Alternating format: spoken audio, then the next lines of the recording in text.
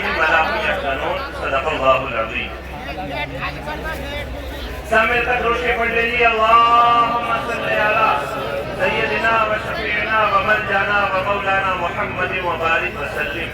صلوا عليه صلاة وسلام عليك يا رسول الله صلی اللہ علیہ وسلم.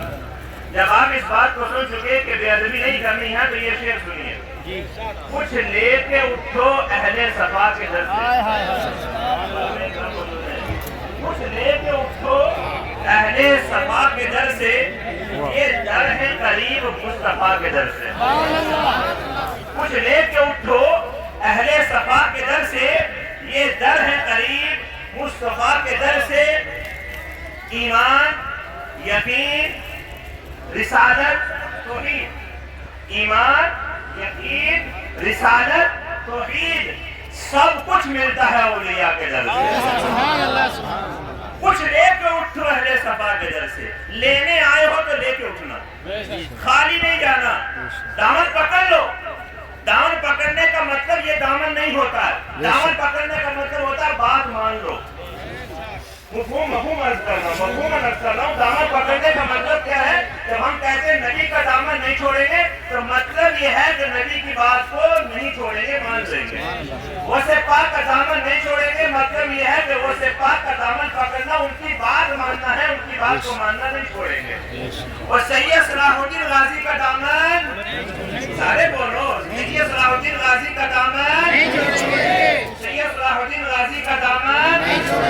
اور کیسے نہیں چھوڑو گے کہ یہاں بیٹھیں گے تو ان کی بات مانیں گے. واہ واہ واہ, جب بھی ان کی بہت اچھی بات. یہاں تقریر کا وقت نہیں ہوتا, یہاں پیغام کا وقت ہوتا ہے. یہاں کیا وقت ہے؟ پیغام کا. کیونکہ قرآن شریف کا وقت بالکل قریب ہے تو مجھے آپ کو پیغام دینا ہے. ایک پیغام یہ ہے کہ بے ادبی نہیں کرنی. کیونکہ پہلے تو میں کچھ وقت تاخیر سے بھی آیا, جیسے دعا کے وقت بھی آیا, لیکن مجھے موقع مل رہا ہے تو میں کوشش کر رہا ہوں کہ آئندہ سالوں میں اگر کچھ گناہ گار کو موقع ملے, حضرت نے قبول فرما لیا, میں حاضر ہو گیا اور آپ بھی آ گئے تو ہم تبدیل ہو کر کے آئے. جیسے اب ہیں ویسے نہ آئے, کیونکہ زندگی ہے انقلاب کا نام, زندگی ہے تبدیلی کا نام.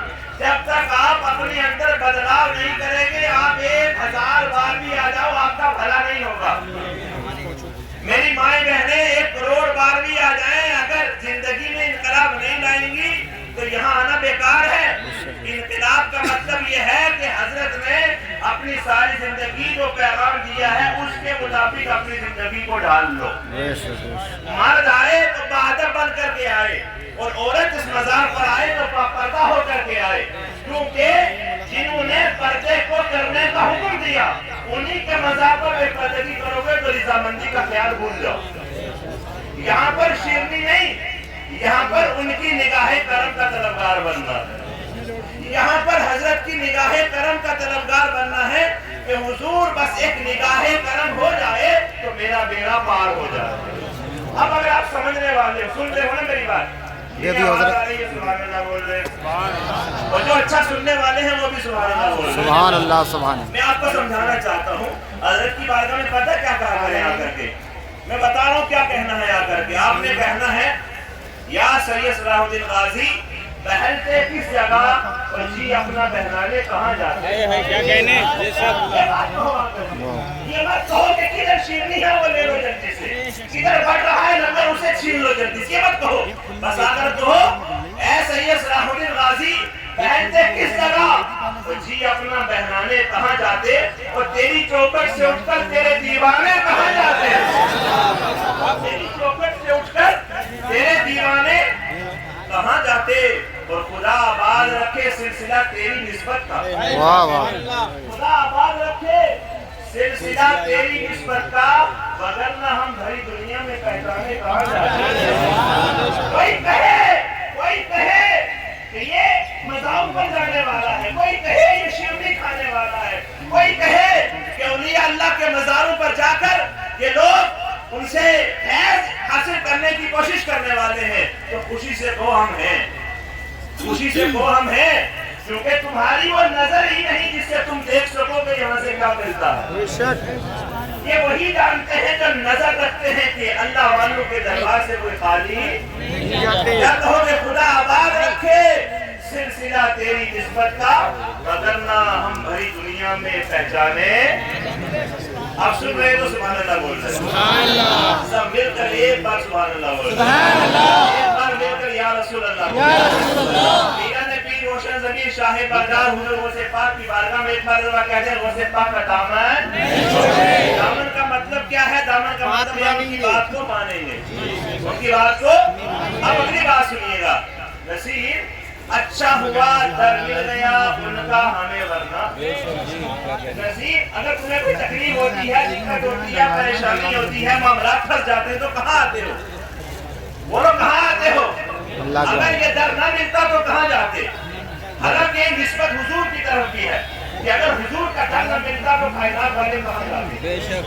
نصیر اچھا ہوا در مل گیا ان کا ہمیں ورنہ کہاں رکتے کہاں تھمتے خدا جانے کہاں جاتے.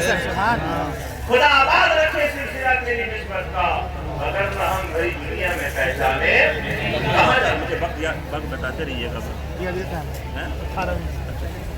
ایک مرتبہ دوسرے پڑھ لیجیے. اللہم صلی علی سیدنا و شفیعنا و مولانا و مولانا محمد بارک وسلم صلی علیہ الصلوۃ والسلام علیہ. پہلا پیغام کیا ہے؟ پہلا پیغام بھول گئے کیا؟ بے ادبی نہیں کرنی. پہلا پیغام کیا ہے؟ بے ادبی نہیں کرنی. اور دوسرا پیغام آپ تک یہ ہے کہ اس پرفتن دور میں، اس ماحول میں، اس ظلم اور زیادتی کے دور میں آپ نے یہ پیغام دوسرا بھی یاد رکھنا ہے. دوسرا پیغام دے رہا ہوں آپ لوگوں کا. یہی ہے نا، سن رہے ہیں میری بات والے؟ سبحان اللہ. جلسے میں سننے کے لیے آتے ہیں بہت لوگ ارادہ کر کے، تو سمجھانا آسان ہوتا ہے. یہاں پر بہت لوگ ہر طرح کی نیت لے کر کے آئے ہوئے ہیں. کوئی کہہ رہے جلدی فاتحہ ہوتے چلے جائے. ان کو سمجھانا تھوڑا سا مشکل بھی ہو رہا ہے. دوسرا پیغام سن لیجیے. دوسرا پیغام یہ ہے کہ حالات کیسے بھی آ جائیں، توجہ ہے ہم لوگوں کی، حالات کیسے بھی آ جائیں، مار جانے کی باری آئے، جان جانے کی باری آئے، گھر جانے کی باری آئے، کیسا بھی حال آپ کے پاس آ جائے، کیسے بھی کنڈیشن ہو، کسی بھی کنڈیشن میں دین کا دامن نہیں چھوڑنا. کسی بھی حالت میں دین کا دامن. یہ مت کہو کہ اگر ہمارا گھر ٹوٹے گا تو ہم تمہاری طرف آ جائیں گے، ہمارا مال چھن جائے گا تو ہم اپنے ایمان کا سودا کر لیں گے. ان سے کہو کہ ہم اسلام کے چاہنے والے ہیں، ہم سید صلاح الدین غازی کے مزار پر اکتساب فیض کرنے والے ہیں. جیسا پیغام ان کا ویسا پیغام ہمارا. یہ ہمارے آقا ہیں، ہم ان کے غلام ہیں. ہمارا پیغام یہ ہے کہ جان مانگو تو جان دیں گے، مال مانگو تو مال دیں گے، لیکن مصطفیٰ کا دیا ہوا ایمان نہیں دیں گے. دوسرا پیغام میرا یہ ہے کہ کبھی بھی سودا نہ کرے.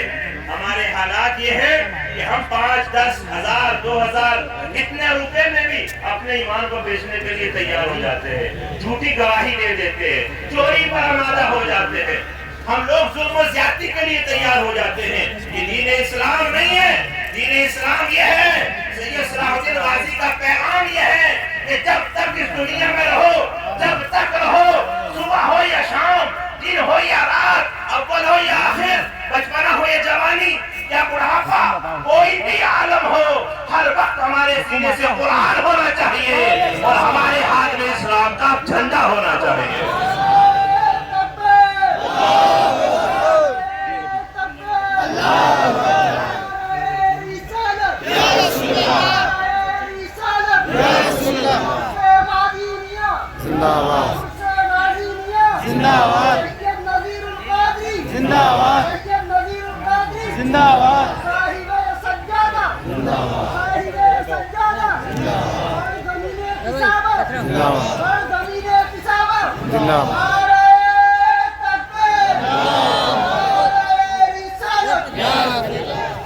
دو پیغام ہو گئے. پہلا پیغام یہ کہ ہم بے ادبی نہیں کریں گے اللہ والوں کی بارگاہ میں آकर. دوسرا پیغام یہ کہ اپنے ہاتھ سے دین اسلام کے دامن کو جانے نہیں دیں گے. ہم مسلمان ہیں اور الحمدللہ سنی مسلمان ہیں اور ہمارا عقیدہ اتنا مضبوط ہے کہ ہمارا پروگرام چھوٹا موٹا نہیں ہے، ہماری سوچ چھوٹی نہیں ہے، ہمارا پلان چھوٹا نہیں ہے. ہمارا پیغام یہ ہے کہ میں ہوں سنی، رہوں سنی، مروں سنی، مزید ہے میں۔ تم یہاں کی بات کرتے ہو، ہم ہندوستان چھوڑنے تیار ہیں، ہم پوری دنیا چھوڑ کر حضور کے قدموں میں رہنا چاہتے ہیں۔ اور دفن کے لیے بھی ہمارا پروگرام پکا ہے کہ حضور کے مزار کے سامنے جو پیارا پیارا قبرستان ہے اس میں ہمارا دفن ہو جائے، یہ پاک میں ہو جائے میرا دفن یا رسول اللہ۔ یہ دعائیں ہیں ہماری، تمہاری ان دعاؤں کو یاد رکھیے۔ اور تیسرا اور میرا آخری پیغام، کیونکہ زیادہ نہیں بول سکتا، حضرت کی بارگاہ میں سمجھانا ہی ہے، کیونکہ مجھے تقریر کا کوئی جوہر نہیں دکھانا، نہ مجھے تقریر آتی ہے۔ میں خود حضور کی بارگاہ کا ادنا سے ادنا غلام بن کر آیا ہوں۔ کاش ایک نگاہ رحمت مجھ پر پڑ جائے، میں کسی کام آ جاؤں، میں کسی لائق بن جاؤں۔ صرف یہ پیغام آج شام تک کا نہیں ہے، یہ کل پرسوں تک کے پیغامات نہیں ہیں، بلکہ ساری زندگی۔ اچھا ایک بات یہ بھی تو ہے کہ ہم بیان سنتے ہیں، شام تک تازہ رہتے ہیں، پھر صبح پھر ٹھنڈے ہو جاتے ہیں۔ ہم جلسہ سنتے ہیں، رات کا تازے رہتے ہیں، صبح ہوتی ہے پھر ٹھنڈے ہو جاتے ہیں۔ جلسے میں کسی امام صاحب نے، مقرر صاحب نے، جیسے مولانا عالم صاحب بیٹھے ہیں، حضرت امام صاحب بیٹھے ہیں، مولانا آفتاب صاحب بیٹھے ہیں، پردھان جی صاحب سجادہ بیٹھے ہیں، حضرت تشریف فرمائے، بہت علماء کرام ہیں، میں سب کے نام تو نہیں لے پاؤں گا، بہت تشریف فرمائے۔ انہوں نے کہا کہ صبح نماز پڑھنا میراث میں کہا، اور صاحب نے کہا ہاں ہاں ضرور ضرور ضرور ہم نماز پڑھیں گے انشاءاللہ، داڑھی رکھو کہ ہاں رکھیں گے، اسلامی لباس پہنو کہ ہاں پہنیں گے۔ صبح ہوتی ہے تو سارے ٹھنڈے ہوتے، بستر ہی نہیں چھوٹتا۔ اس کی وجہ کیا ہے؟ اس کی وجہ کیا ہے؟ یہ سب پیغامات ہیں، اس کی وجہ کیا ہے؟ اس کی وجہ پتہ کیا ہے؟ ہم کھانا کھاتے ہیں تو 4 گھنٹے 3 گھنٹے 5 گھنٹے کا وقفہ، پھر دوبارہ چاہیے۔ پانی پیتے ہیں تو آدھا گھنٹہ 1 گھنٹے کا وقفہ، پھر پانی چاہیے۔ جیسے جسم کو غذا کی ضرورت ہے، تھوڑی تھوڑی دیر کے بعد کبھی کھانا کبھی پانی اس کو دینا پڑتا ہے، ایسے ہی ہمیں ہماری روح کو غذا کی ضرورت ہے۔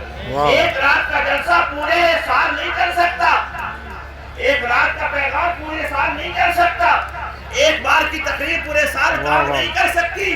آپ کو اپنے ایمان کو تازگی بخشنے کے لیے، روح کو پروان چڑھانے کے لیے، اپنے اندر کی گندگی کو دور کرنے کے لیے، اپنے دل کو صاف و ستھرا کرنے کے لیے ہر ایک دن، ہر ایک گھنٹہ، ہر ایک منٹ اس کو غذا دینے کی ضرورت ہے۔ کیوں کہہ لو کہ جتنا دین سے قریب ہوتے چلے جاؤ گے، اتنا اس بے وفا دنیا سے دور ہوتے چلے جاؤ گے، اور جتنا تم دین سے دور ہوتے چلے جاؤ گے اتنا دنیا میں پھنس جاؤ گے۔ اور حضور نے فرمایا دنیا کی محبت سب سے بدترین ہے، اس سے بری کوئی چیز نہیں۔ مال کماؤ لیکن زندہ رہنے کے لیے، پراپرٹیاں لو، بزنس کرو زندہ رہنے کے لیے، لیکن یہ مقصد نہیں ہونا چاہیے کہ میں دین اسلام کی تعلیمات کو چھوڑ کر کے دنیا کماؤں۔ تو اگر ہمیں یہ بیان شام تک اثر کرے تو سمجھنا کہ ابھی روح کو زیادہ خوراک کی ضرورت ہے، صبح اٹھ کر پھر بیان سننا۔ یہ نہیں کہ کوئی اسٹیٹس لگا ہوا آیا یا رسول اللہ والا تو دیکھ لیا تو پھر آپ نے اسکرول کر دیا، یہ نہیں، بلکہ باقاعدہ سرچ کرو۔ آج مجھے جھوٹ کے بارے میں سننا ہے، آج مجھے غیبت کے بارے میں سننا ہے، آج مجھے چوری کے بارے میں سننا ہے۔ سکرول کرنے والا مسلمان مت بنو۔ اگر آپ نیٹ سے، موبائل سے فائدہ چاہتے ہو تو سب سے بڑا فائدہ یہ ہے کہ سورۃ پاک میں آنے والے مرد حضرات ہوں یا خواتین اسلام ہوں، صرف فیس بک اور انسٹا پر جا کر سکرول مت کرو، بلکہ باقاعدہ سرچ کرو کہ مجھے اسلام کے بارے میں، حضور کی تعلیمات کے بارے میں، سچائی کے بارے میں، ایمانداری کے بارے میں، اللہ والوں کے بارے میں، عشق رسول میں، محبت رسول میں سننا ہے، اور مجھے سن کر کے اس لائق بننا ہے کہ میری روح ہمیشہ زندہ رہے، میرا چہرہ ہمیشہ نورانی رہے، میری زندگی بھی جنتی والی ہو جائے، میری قبر بھی جنتی والی ہو جائے، اور میرا حشر بھی جنتوں کے ساتھ ہو جائے۔